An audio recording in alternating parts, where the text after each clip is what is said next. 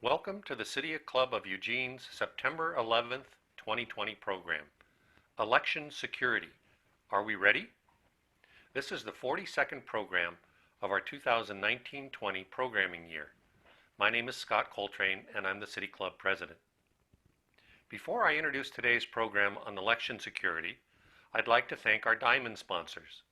Kaiser Permanente exists to provide high-quality, affordable healthcare services and to improve the health of their members and the communities they serve. More information at www.kp.org. Support comes from the University of Oregon. Since 1876, UO has helped Oregonians question critically, think logically, reason effectively, communicate clearly, act creatively, and live ethically. More information at uoregon.edu. Peace Health is proud to serve Eugene, Lane County, and beyond. As your hometown healthcare partner for more than 80 years, Peace Health's mission is to keep you and your family healthy. Learn more at peacehealth.org. Lane Community College transforms lives through learning. LCC provides comprehensive, accessible, high-quality educational opportunities that promote student success. For more information, visit lanecc.edu. I would also like to thank the City of Eugene and Lane County for their generous support. Today's program is the first of 8 Friday forums focused on elections. Because we are offering these programs virtually, we would appreciate receiving questions from the audience by sending an email to administrator@cityclubofeugene.org. administrator@cityclubofeugene.org. Please submit your questions by Monday in order for them to arrive before we need to tape the sessions. You can find information on which candidates are appearing at which session on our website, cityclubofeugene.org. On to today's program on election security. In 2016, there were attempts to breach the security of many, if not all, state election systems. It is widely assumed that the efforts will continue this fall. Is our democracy being compromised? What are federal, state, and local authorities doing to protect the vote? The experts in charge of the voting system's security in Oregon and in Lane County will tell us about the level of the threats and all the efforts to fight them. I would like to thank Joel Corin, Chair of the City Club Program Committee, for organizing and coordinating today's program. Our speakers today are Steve Trout, Director of Elections for the Oregon Secretary of State's Office, and Cheryl Betschart, Lane County Clerk. Steve Trout has more than 23 years' experience in election law and administration at the state and county levels and in the private sector. He currently serves as Oregon's Director of Elections and Vice President for the National Association of State Election Directors. He's a past chair of the Electronic Registration Information Center and serves on the executive board of the U.S. Election Assistance Commission Standards Board, as well as chairing the Standards Board's Voluntary Voting System Guidelines Committee. In Oregon, Steve pioneered the use of tablets in elections and automatic voter registration. Steve earned degrees in law, managerial economics, and political science from the University of California at Davis. Cheryl Betschart has been a Lane County Clerk for 10 years and has more than 18 years of experience in election management. As County Clerk, Betschart is responsible for conducting all local, state, and national elections for more than 262,000 registered voters in Lane County.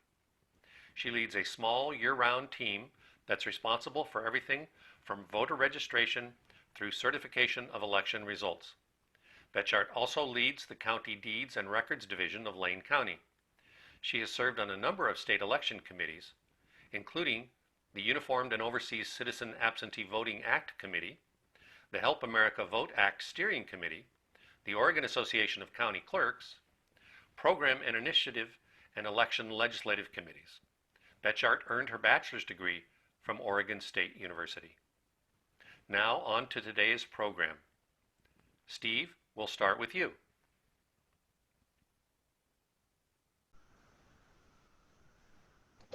Well, thanks for having me here at the City Club. Great to be able to talk about one of my favorite subjects, election security. I'm Steve Trout, the State Election Director, and great to spend some time with you and hopefully get you some information that will help you to know a little bit more about what we're doing to secure elections so that you can have more confidence in the process.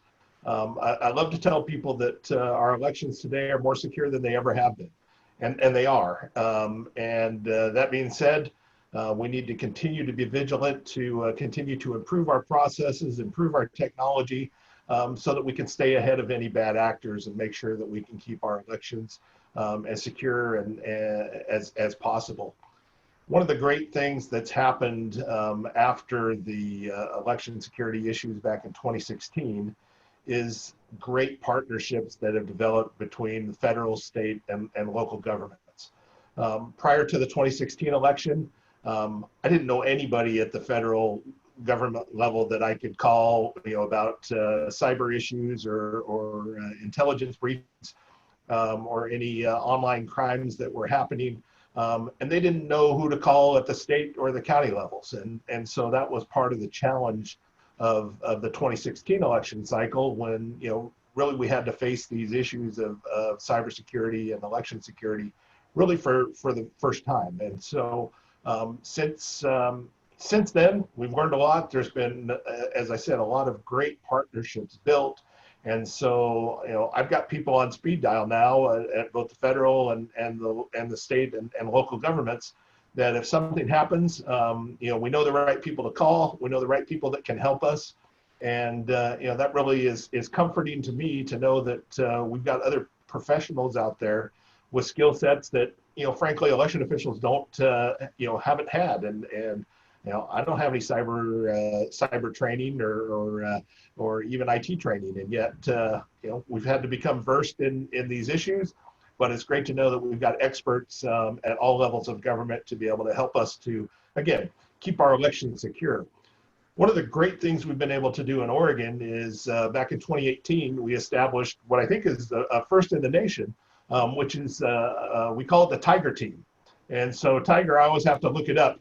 I need to memorize this better, but it's Threat Information Gathering and Election Resources.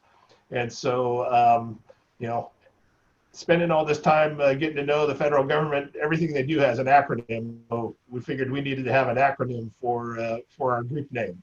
And so what this group is, it's myself, members of the Oregon Elections Division, the U.S. Cybersecurity and Infrastructure Security Agency. That's a part of the Department of Homeland Security. We've got the Oregon Emergency Management Office, the Oregon Chief Information Officer and the Cybersecurity Services Section, the Oregon National Guard, the FBI, the Oregon Titan Fusion Center, and just in the last few months, we've added representatives of the U.S. Postal Inspectors Group. And so we meet at least monthly to talk about threats, to talk about things that we can do to assist the counties and assist the state to be able to have a better grasp on making sure that our elections are more secure.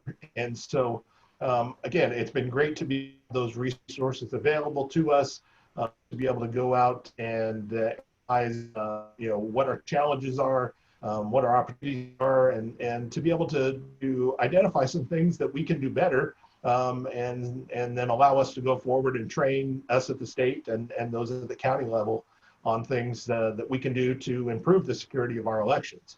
One of those things that has been happening as part of CISA, the Cybersecurity Infrastructure Security Agency, our Oregon regional representative has been going out and has actually done on-site assessments at all of the county election facilities. And so I've been able to go on a few of those, and they're 3 or 4 hour assessments going through looking at physical security, cybersecurity, just at any vulnerabilities that an individual office might have.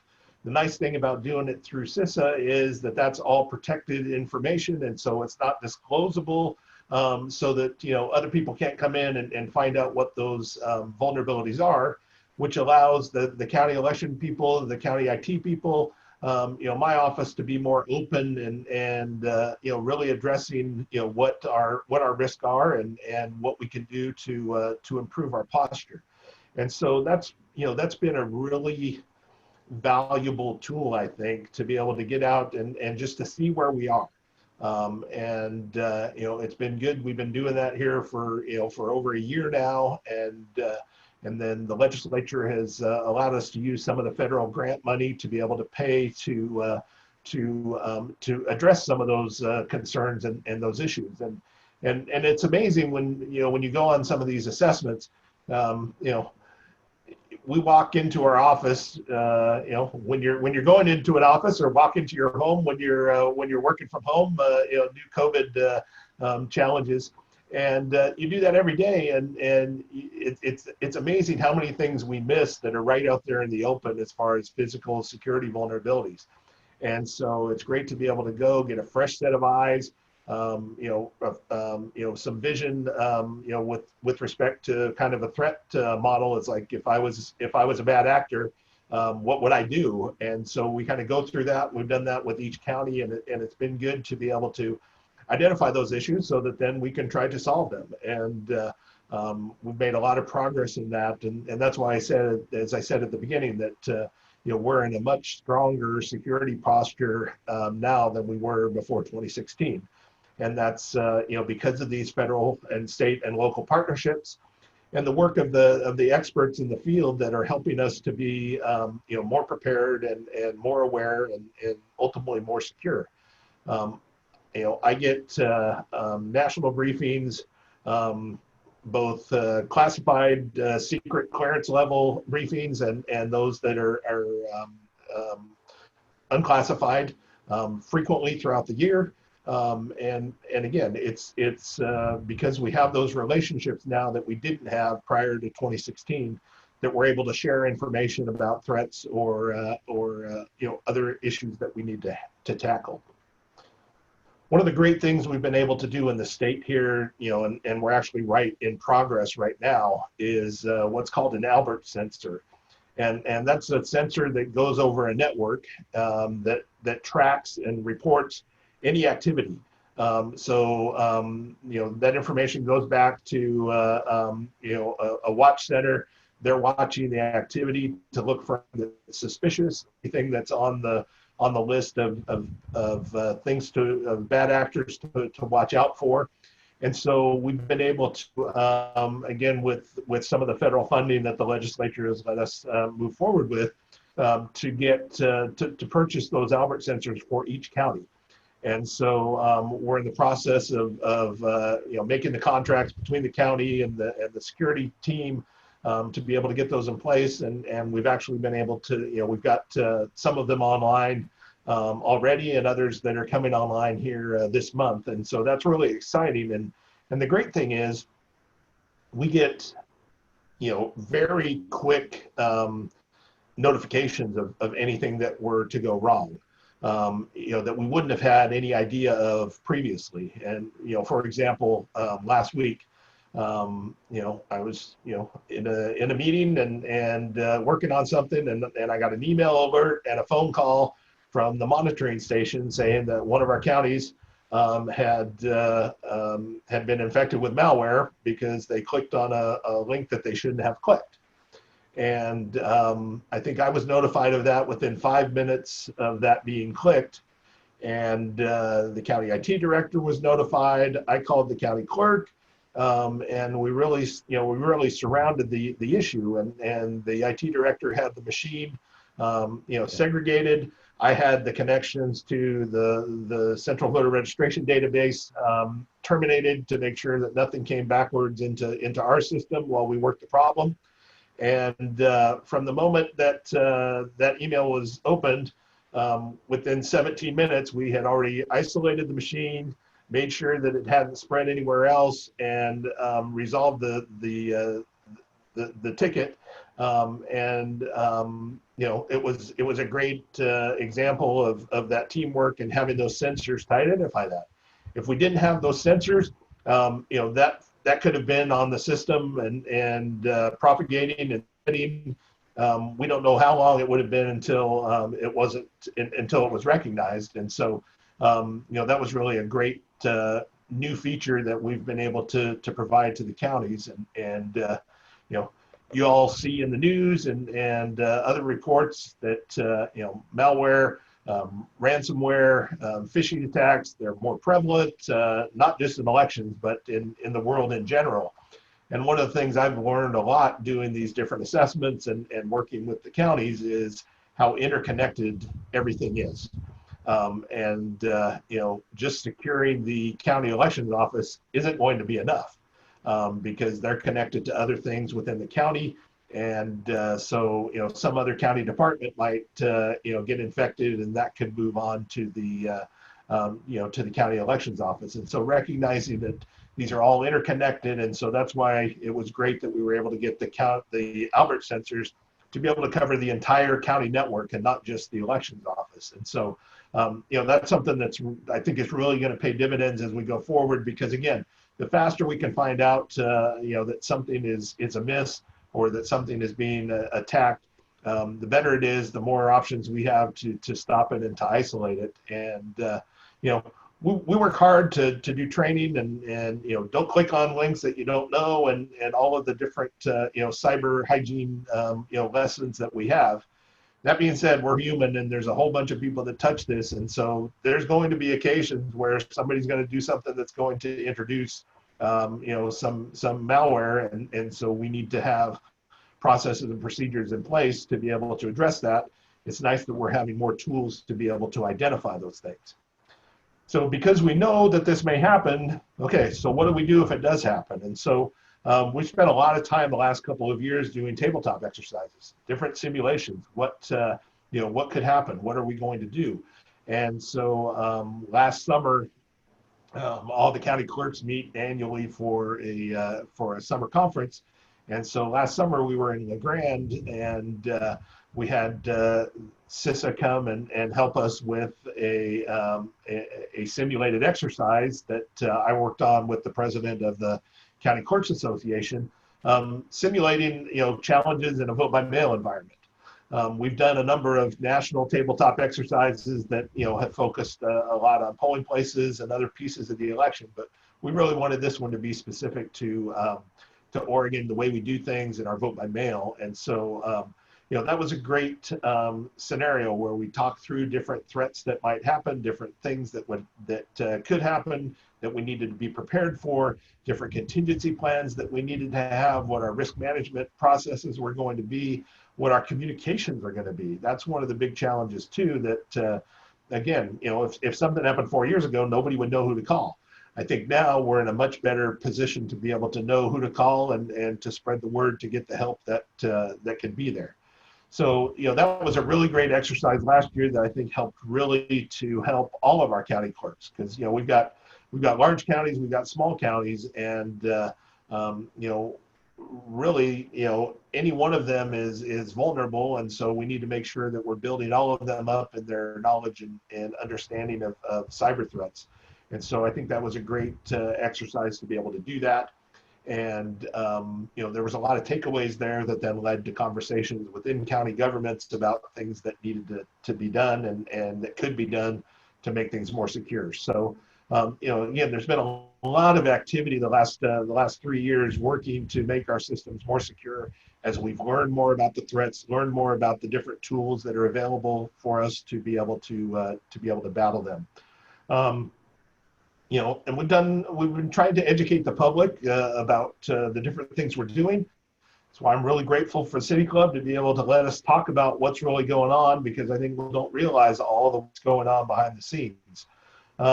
February, before we were on, the Secretary of State's office hosted a election security symposium with the FBI and the U.S. Attorney's Office, and so that was a great event. We recorded it. You can access that on the website if you're interested in watching that. But talked about the different threats, the different players, and had a representative from Facebook there, and others that just talked how interconnected all of these things are, and how we all need watchful for misinformation, and cyber threats. So, I think, there's going on there, and as we transition here, and I'll pass it over to Cheryl, one of the things that I've really tried to do as well is information, again, that's been new to me in the last 3 or 4 years, and things that I've learned, and help to push that down to the counties, and help to educate them and bring them up to speed as far as what some of the things that we can do to mitigate risk, and to be aware of. One of the things they give me a bad time about is I send phishing emails to them occasionally. And not just because it's from Trout that it's phishing, but email trying to get them to click on something. And I know how to push their buttons, and so some of them I've been pretty successful at getting people to click. But I think if you would have polled the counties, and frankly my team, back in 2017, what a phishing email was, I don't think very many people would have known. I think all of us know now, and we're on the lookout, and trying to pull it. I'll get a couple calls a week from somebody that says, "Did you really send this?" And that's good. And so I think we've got a better sense of security and vulnerabilities, and so again, that sharing of information from state and local authorities is important, and I think we've done a much better job. There's still more we can do, but Cheryl, why don't you tell us about security from the perspective of the county? Thank you, Steve, and thank you to the City Club for just hosting this today. Obviously, security is one of our top priorities as a county clerk. It's something that we think about all the time. Ensuring the integrity of the process is extremely important. And I thought I'd just cover a few of the things that we do at the local level. Annually, we file a security plan with the Secretary of State's office that outlines our plan for securing elections. And that has to be reviewed and approved by the Secretary of State's office. And we have, that's been approved every year here in Lane County in the 20 years or so that I've been with the county. So that's very, very good information. Let's talk about our ballot tabulation system a little bit, how we're actually scanning and tabulating the ballots and the security of that process. Here in Lane County, we use a clear ballot tabulation equipment and software. I think we're one of maybe 19 counties in Oregon that have used that system. And all of the voting system, the machine, and the programs that are used to count ballots, they've been certified by a federally accredited voting system test laboratory, and they've been further analyzed to ensure the security of that system. We have a state certification committee as well that reviews the plans and those systems and agrees that these are secure. And that's something that I'm really extremely proud to have been a part of over the years, because nothing is more important than having a secure equipment and software to tabulate those ballots that are coming in. It's important to note that we have a closed, secure system. So when we're tabulating ballots, we're not connected to the internet in any way. So that's very important. Oregon uses paper ballots, so we have a clear paper trail, and that's also another important aspect of Oregon systems and Lane County. For every election, we have to do what we call balancing the election. That means that we keep track of all the ballots that have come in, how many envelopes have been received, the number of tabulated or counted ballots, and we file a report with the Secretary of State's office. So we have to balance 100% with everything that's been received and make sure that everything's accounted for. Prior to the ballots being counted, our vote tabulating system is tested 3 separate times for logic and accuracy. And what that entails is that we mark all of our test ballots, we run them through the vote counting machines to make sure they match the expected test results and ensure that they're tabulating correctly. So here in Lane County, we have 4 scanners that we utilize for scanning ballots. So each of those 4 machines are tested. They have to have the same results each time that we conduct that test. Our final test is after the election. So We make sure that what we tested at the beginning matches what we test at the end. And so, again, we have been successful in that process ongoing. Another thing that's in place is that after the conclusion of this election, there will be a random audit conducted. And that is something where human beings come in. They will review all of the ballots. They will review a portion of the ballots that have been tabulated to prove that the results that we produced are accurate. And then a report will be filed with the Secretary of State's office. So previously, this was conducted after general elections, but a law change is resulted, and that random audit will be done now after every election here that we conduct. The other thing that's important is that all ballots are counted in a secure room at our elections office. So we have security cameras in place wherever ballots are being processed in our building. And all of our processes require 2 people of different political party affiliation as we conduct different processes in our building. So when we go to the drop sites to pick up ballots, when we, for everything that we do in the election process, we ensure that there are at least 2 people with different political party affiliation in that combination. So we also have some other things that we've done at the county level. We've been really fortunate to participate with the Secretary of State's office and county clerks throughout Oregon. We have participated in 3 different tabletop exercises to simulate, as Steve mentioned previously, some of the different aspects or challenges that we might have to face during an election. So those have been extremely valuable. Myself and some of my staff have participated in those. That way we can plan and anticipate if something like that does happen. What is the outcome that we hope to accomplish? What do we have in place that can mitigate that type of a scenario that would be conducted if it should ever occur here in Oregon and specifically Lane County? Lane County is a member of the MS-ISAC, with the Multi-State Information Sharing and Analysis Center. We receive ongoing updates about those bulletins that are of concern, and we have some of our tech services team that actually monitor those on a daily basis. The Albert Sensor, we've been a part of that group for some time now, our county has, so we're actively looking for those bulletins and responding to those as those possible threats come before us. So I'm really pleased that we have an active technology services team here in the county that supports the election process and is available and monitoring those bulletins on a daily basis. So it makes me feel a lot better when we're conducting elections. There's just a lot happening out there in the world right now, so we do receive those regular bulletins. In addition to that, we have a strong partnership with the Secretary of State's office, State Elections Division. Steve Trout and his staff are wonderful to work with, and other county clerks. We have a good, strong association that we share information on a regular basis, which helps us all just be informed about possibilities of things happening, and it just keeps us stronger with that good communication.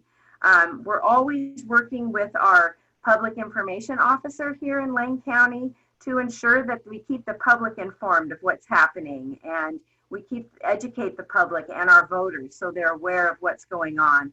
We're actually meeting this week to review our media plan, and in hopes of sending out bulletins and information to keep people educated, to try to give the voters and the public just information about what they need to expect. What are their concerns? How can they be addressed? And security obviously is one of those primary concerns. Lane County has already participated in a facilities assessment. We had one conducted earlier this year by our county sheriff's office. They have a plan and things that they check for. We have also had the security assessment by Homeland Security, and we walked away with some tools and some things to take a look at. So those were 2 assessments that have never been done here in Oregon, in Lane County specifically. So we're really fortunate to have those assessments, and we're real appreciative to the state for helping with that process. There's also, as far as the different resources that we have available to us that I previously mentioned and Steve mentioned, we're going to continue to work in a manner to just keep that communication going. And our number one goal is to conduct a strong, successful election with the highest amount of integrity and good security in place, so that we can all feel confident in the process and as we move through the election and certification of the election. So it's very important to me and to our voters here at Lane County. So with that, I'll turn that over to Steve, and I think we're going to spend a little bit of time talking about some the mail and what's happening there. Steve, any other last minute comments on security? Yeah, I appreciate that, Cheryl. I mean, there's just so much that goes on, but I just really want to emphasize one piece of this when we talk about the tally systems, that they are not connected to the internet.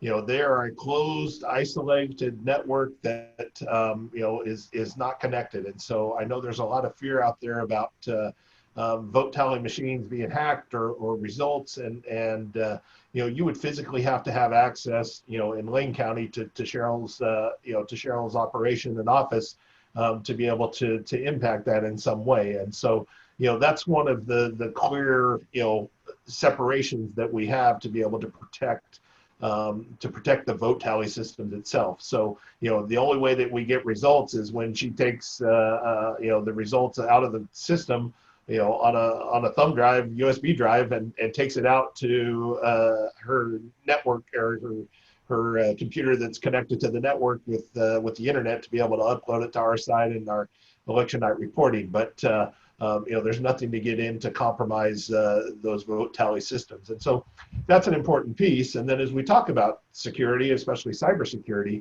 you know, one of the things that we really have to balance is, you know, the safest thing for us to do is just to shut everything down. But we're not going to do that. I mean, most people, you know, register to vote online, you track your ballot online, you can update your registration, choose your political party, you know, check, you know, campaign finance filings. You know, there's so much information that we have that we want the public to have, to be able to have confidence in the system and to be able to interact with us. And, you know, a lot of people, you know, a lot of our lives is done interacting online. And so we know the public demands that. We want to continue to provide that.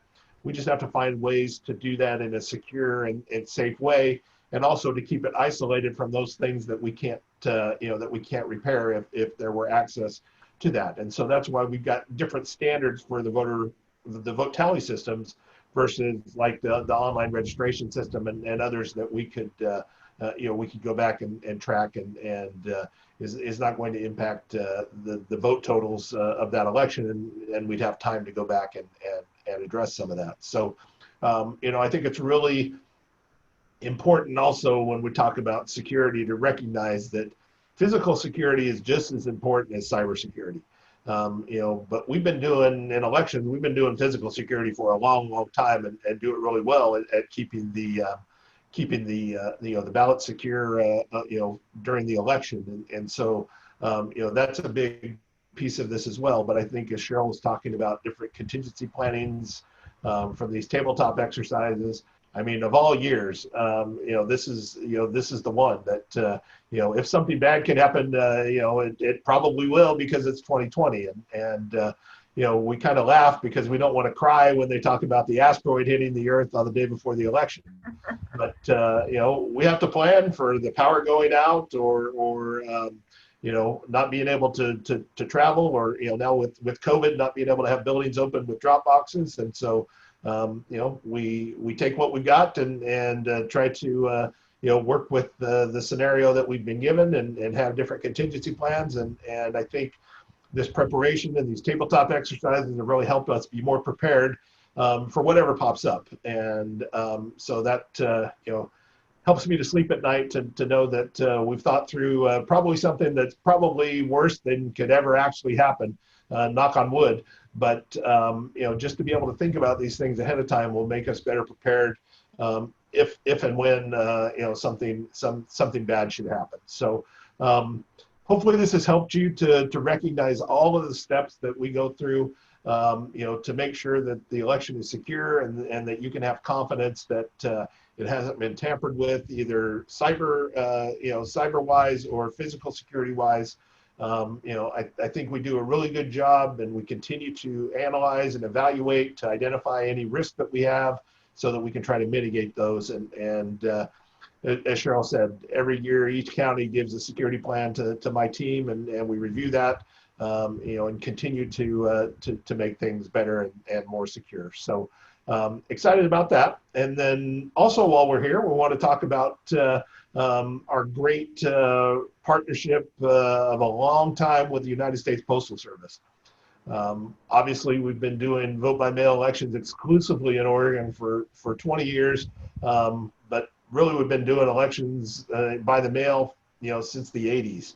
And so this is not something that is new to us. It is new to a lot of the country, or at least it's being expanded to a big chunk of the people that haven't done that before. But I can't imagine doing this, conducting an election in the middle of the pandemic, or even without the pandemic, without a great partnership with the Postal Service. And they truly are our partners, and I feel like they feel as a part of the team, and that the election can't happen without them, and it can't. And so we're really grateful for their continued partnership and the close coordination that we have with them and have had. And so there's been a lot of noise out there about postal changes and the like. And I can tell you, as far as Oregon's concerned, I'm not worried at all about the Postal Service. We've always been given better service standards than have been promised. They truly prioritize ballots here in Oregon, and we had an election up in Multnomah County up in August, and we didn't see any reduction in service levels. And so I'm confident that as we move forward, we continue to have close coordination with our partners at USPS, that we're going to have as good of service levels as we had for the May primary, which was very smooth.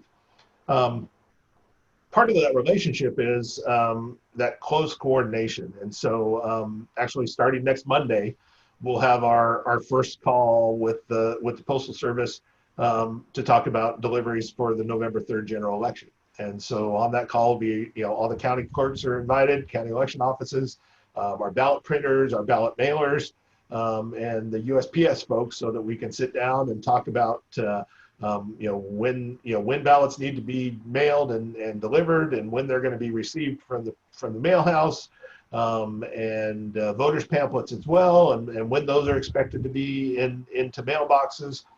And we do this at every major election, and I think we've really perfected this at figuring out what people need to know, or what's going to happen, and so that then plans can be made as far as the logistics and the timing of when things are going to come, so that there won't be surprises. When I give 2 million voters pamphlets and dump them off at the post office, they appreciate a heads up that it's coming, and so that they can plan and prepare for it to be able to get those turned around. And the same thing then the following week with the ballots. And so having those coordination calls and those meetings, I think really helps to set the expectation, so that the postal folks can let their teams know, hey, this is coming, be prepared, be on the lookout, so that they, again, can prioritize those ballots for us. And then once ballots, here once we get to the third week in October, once ballots are out and in the mail, then we'll have daily calls with the post office, that same group, just to see if there's any delivery issues or any other challenges that we need to discuss, that we can then work the problem. And those have been really successful as well, to be able to, again, help us to know that if there are any issues or areas that are having problems, then we can do an investigation, figure it out. But the main thing is we can reach out and get a replacement ballot to those voters quickly. And so that helps us to identify any problems earlier, rather than waiting closer to the election to find out about them from the voters. So one of the things that a lot of people don't realize, because here in Oregon, the counties have to have the ballot in their hand by the close of the 8 o'clock on election day. Some states, allow postmarks, but here in Oregon, we say, it needs to be in the hands of the election official by 8 o'clock on election day. And so what that means, though, is sometimes there's ballots at the main postal facility that are in transit. And so we actually have people go to the main post office in Portland to be able to pick up all of the ballots that are in the mid, that may be, moving from point A to point B, and collect them all so that at least we can, receive those, have them received in time, and count them. If we would wait and let those go on the truck out to wherever they're headed, they'd get there the next day and it'd be too late. We wouldn't be able to count them. And so that's one of the ways that we've been really able to, to be successful in making sure that we count, a majority of the ballots. And the interesting stat is, in Oregon, the number of ballots that are rejected because they're returned too late is, about 0.2 to 0.25%. Over the last few elections. In Washington State, where they have they allow postmarks, they're rejecting 0.3%. So we're rejecting fewer, even though we don't allow postmarks. And so that's an interesting piece. But I think a lot of that is because we do these sweeps at the post office, both the regional facility there in Portland, and then I'm sure Cheryl can talk about what she and her team do locally. But we're really going the extra mile to find those ballots and get them into our hands by 8 o'clock so that we can count them. One other thing that's new this year is the prepaid postage. So the legislature passed a law that says the state will pay for the postage for people to return their ballots. So that's something that's new. Over the last few cycles, about over 60% of voters had returned their ballots to drop boxes, and 35 to 40% through the mail. And so for the May primary, that number was 50-50. So 50% through the mail, 50% through drop boxes. There's a couple variables there. Obviously, COVID, people weren't out and about, and so we're confident that more people mailed them back because they were staying at home. But then also we know that there's some people that return them through the mail because the postage was prepaid. So those are new variables. But again, it's not a huge change. But those are things that we continue to evaluate and have to implement. And again, we work with the post office to be able to do that. And that's one of the things we're actually going to be piloting an innovation here in November. They call it business reply mail, the prepaid postage. And so when those come back, like for the May primary, they actually have to be counted and weighed in order to know how many came back, counted by hand, to be able to know how many came back so that they can bill us. We're going to pilot an automated system here in November that we'll have the machines go through and tally those up so that they can bill us based on that. And so we're hopeful that's going to speed up the process. Confident it's going to speed up the process and get the ballots back to the county a little bit faster. And the other thing that kind of a silver lining, I guess, with all of the attention on the post office here the last month or so is I think that we're going to get ballots back a little bit earlier. There's some people that are going to be mailing them back earlier, which is great. That helps us flatten the curve of ballots coming back in, and spread that out over a couple weeks instead of over a couple days. And that makes it easier for Cheryl and her colleagues to be able to process the ballots in an efficient way. And so again, there's been a lot of talk about postal issues. In Oregon, it's really not an issue at all. But nationally, and I talked to a lot of my peers in other states.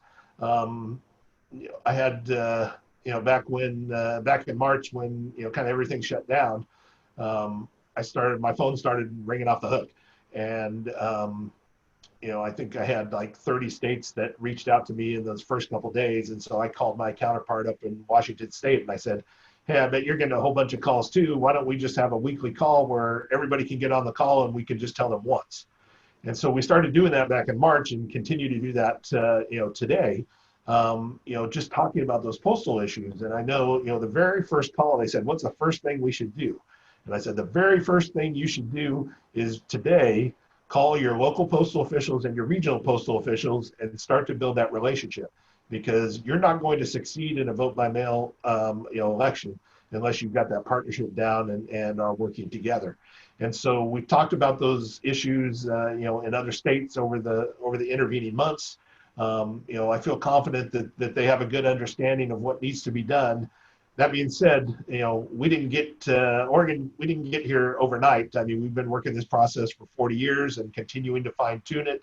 And improvement is not just a switch that you can flip to say, all right, we're going to go all vote by mail. And so, we've been trying to help the other states to do that. And so, I think there's probably going to be some press and some stories of some challenges in some of the other states because it's new and some of those relationships aren't what they are here. And so, just a warning that, we may hear some things from some other states. That doesn't mean that what happens in one state is what's happening in Oregon, because again, I feel confident that with our partners at USPS, we're going to be as good, if not better, than we have been in the previous elections. So, kind of from the state perspective, I think that's kind of the big story as far as postal issues and working our relationship there.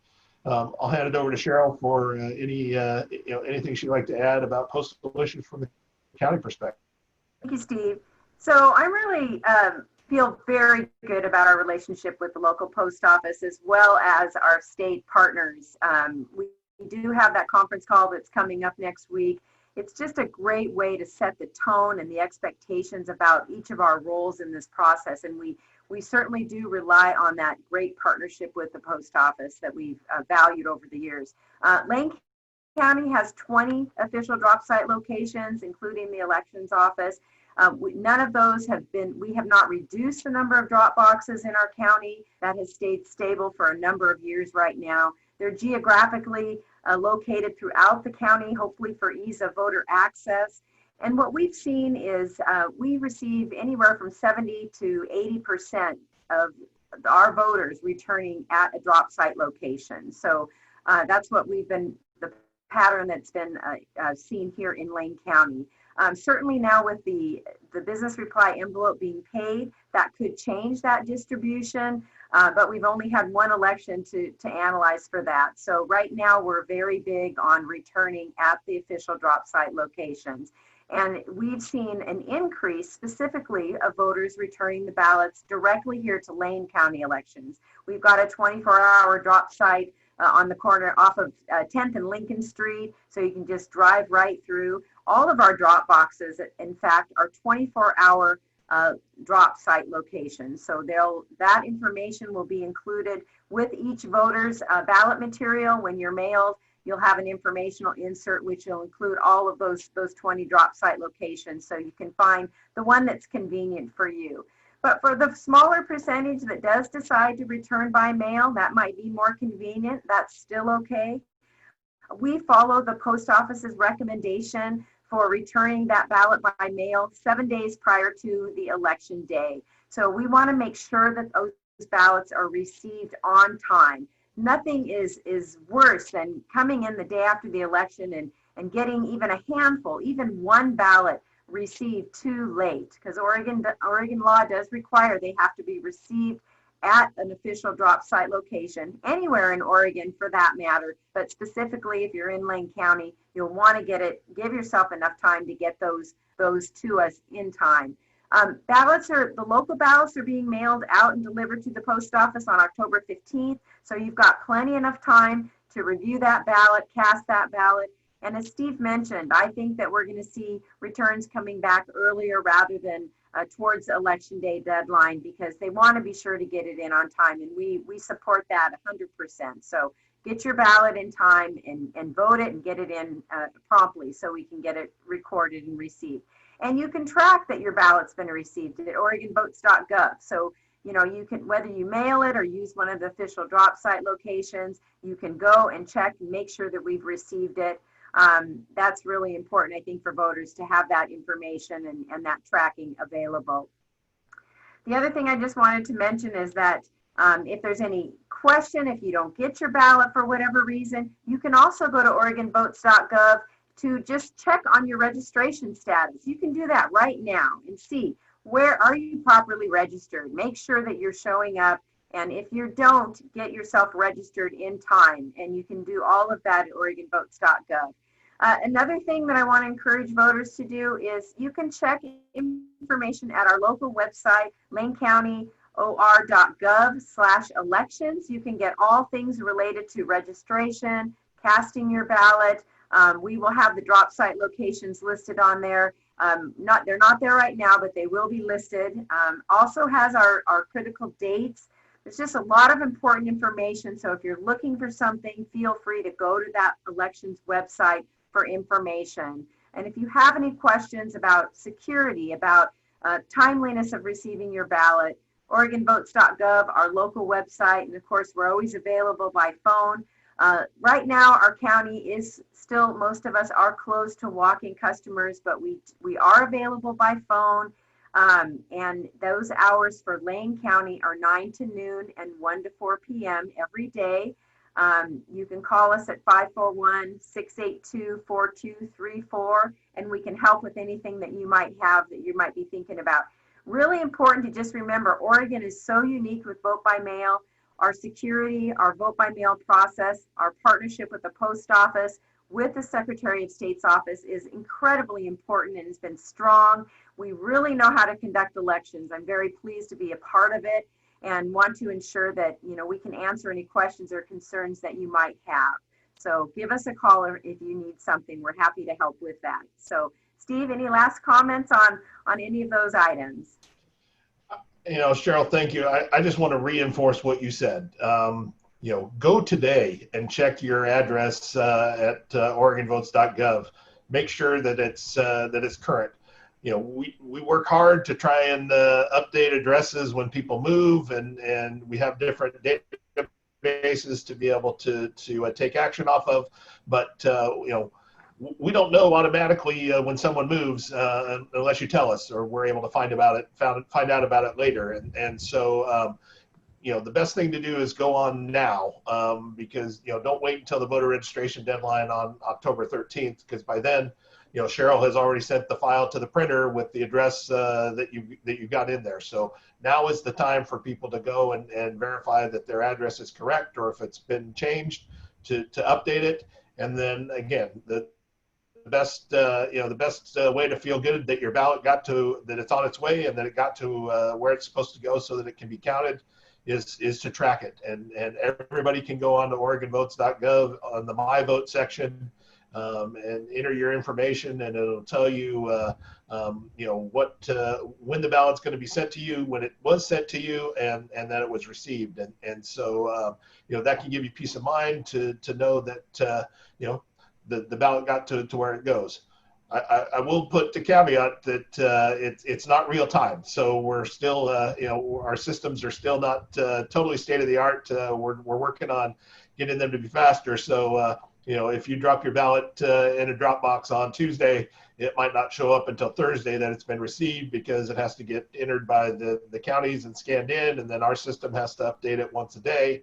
But you know, give it a couple days after you drop it in, and it should show up there so that you can know that it was received. So you know, a great source is, as Cheryl said, OregonVotes.gov, to be able to know what's happening with your ballot, and encourage you to go there and make sure your information is current and accurate today, so that it makes it easier for Cheryl and her colleagues to get the right ballot out in the most timely manner. So again, you know, we've got a great partnership with the United States Postal Service. They're you know, they do great work for us in getting the ballots to and from you know, the voters of Oregon, voters pamphlets, and all of the other election mailings that we work with them, and have great confidence that they're going to deliver another great election experience for November 3rd. So look forward to any questions that we're able to take, but just wanted to again say thanks to the City Club for having us here to be able to talk about you know, something that both Cheryl and I feel passionate about is you know, administering these elections in a fair and a nonpartisan way, so that the will of the people can be reflected. So thank you. Thank you so much for having us. So we had a question about what we should expect with respect to results being reported on election night, and that's going to vary throughout the country. Clearly, in Oregon, we can open ballots a week beforehand, and so we're going to be able to report right at 8 o'clock, probably 50% of what the ultimate turnout will be. Other states aren't going to be as lucky because, again, many of them don't have the experience we have with vote by mail, and it's going to take them more time, especially those states that allow postmarks to come in. Some of them aren't even going to get ballots until Thursday or Friday after the election, and so that's going to make it hard to get big numbers with respect to turnout and the election right at on election night. And so I think people need to be patient that the results may be later than they're used to. That being said, we have 30 days to certify the election here in Oregon. And so all the ballots are going to get counted, and it may take a little bit longer in some of the other states because they've got more ballots to deal with that came through the mail than they're used to. This has been our September 11th program, Election Security. Are we ready? Before we close, I'd like to recognize some gold sponsors: Pacific Cascade Federal Credit Union, Jerry Diethelm, Architect, Landscape Architect, Dr. Sandy Ibarra of Hearing Associates, and thank you to our in-kind sponsors: KRVM 91.9 Radio, PAC Info and Simplified Computing LLC, Dotson's Photography, and Network Charter School. It is our expectation to have our taped conversations available by Fridays at noon. We want to thank you all for supporting us during this difficult time. And a special thank you to public radio station KLCC 89.7 for airing City Club programs on Mondays at 7 p.m. Next week, we will offer a program on evaluating political candidates through an equity lens. Please join us on September 18th at noon. In the lead up to Election Day, candidates for public office describe their relevant experience and explain their position in ways designed to win votes. Their campaign workers call thousands of prospective supporters to advertise the sterling qualities of the candidates. In choosing among the options, voters consider not just the candidate's party, but also their knowledge, responsiveness to community concerns, willingness to put the time in to do the job right, and basic honesty. But in these times, the broader community has become painfully aware of the ways that past policies and practices have left some neighbors behind. We recognize that inequality is built into systems. Rebuilding to improve fairness and equalize opportunity requires electing candidates who show commitment to and talent for this work. How should we determine which candidates those are? In this program, 3 experts from the University of Oregon will share ideas about what voters should look for if a primary goal is to create better and more just systems of governance. We will hear from Allison Gash, Associate Professor of Political Science, Heather McClure, Director of the Center for Equity Promotion, and Reuben Bundy, a PhD candidate in the Department of Political Science, all from the University of Oregon. Please join us again on September 18th. More details and information about future programs can be found online at City Club's website, cityclubofelugene.org. Now I'd like to acknowledge today's speakers, Steve Trout and Cheryl Betschart. Thank you for a very interesting and informative program, and thank you for all you do to keep our elections safe. This concludes today's program. Be well and stay safe.